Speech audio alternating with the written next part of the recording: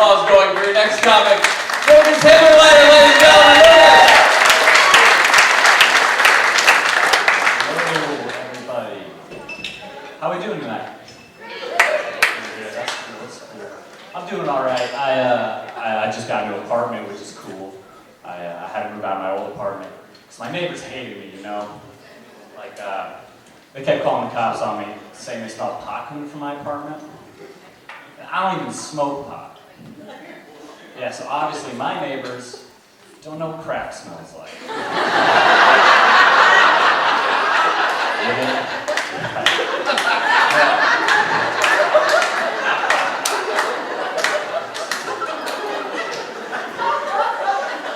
Since I live in an apartment building, I share a wall with my neighbors.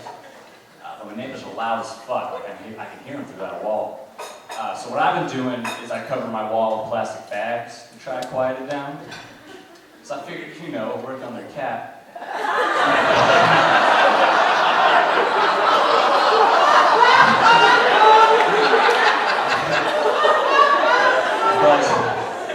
Glad you guys like that one. I did a show last week. They loved cats, let me tell you. They did that show.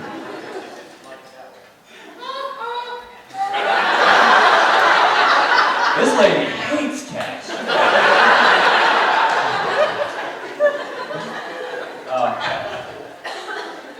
So I read a statistic recently. This is a real statistic, people. It says 70% of people masturbate in the workplace. In case you've been wondering why the service has been a little slow tonight.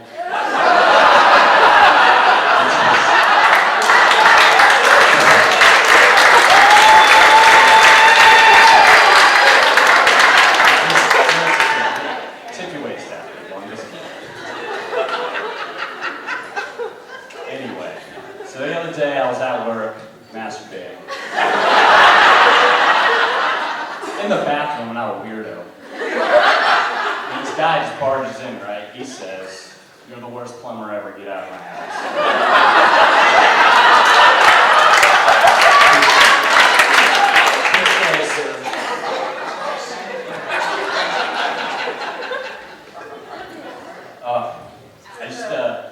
Before I started comedy, I was a magician. For those of you laughing, it's not a joke. Thanks, guys. My big trick was I used to make women disappear. They would usually reappear on the 10 o'clock news.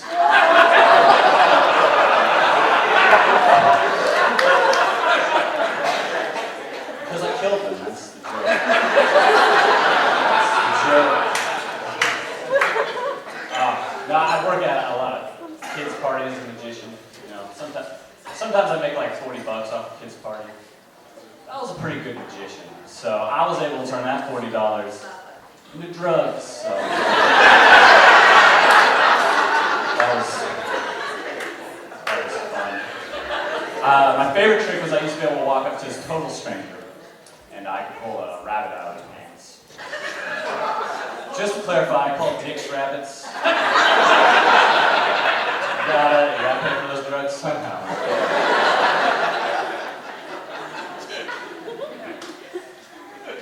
There's a lot of weird slang going around these days that I don't understand.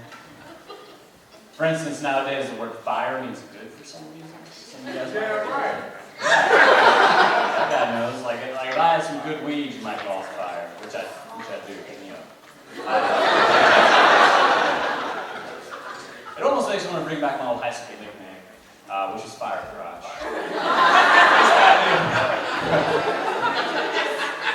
It wasn't so cool back then, but imagine it now. All these bitches talking about this guy with a fucking fire crotch. In case you don't know, it's called Fire Crotch because I have red pubes. There's some pros and cons to having red pubes. The best part of it is, it blends in with most STDs.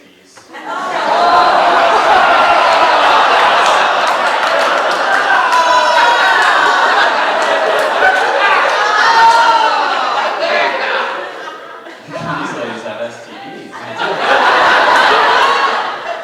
I'm not even going to tell you what we're now. I had a guy recently after a show. He was comedian, way more experience feeding me. He said, yeah, he said I was too dirty on stage. So I asked him, I said, how do you not be so dirty on stage? He said, oh, just imagine that you're performing in front of your mom. And then he said, it's also a good way to last longer in bed. And all I'm thinking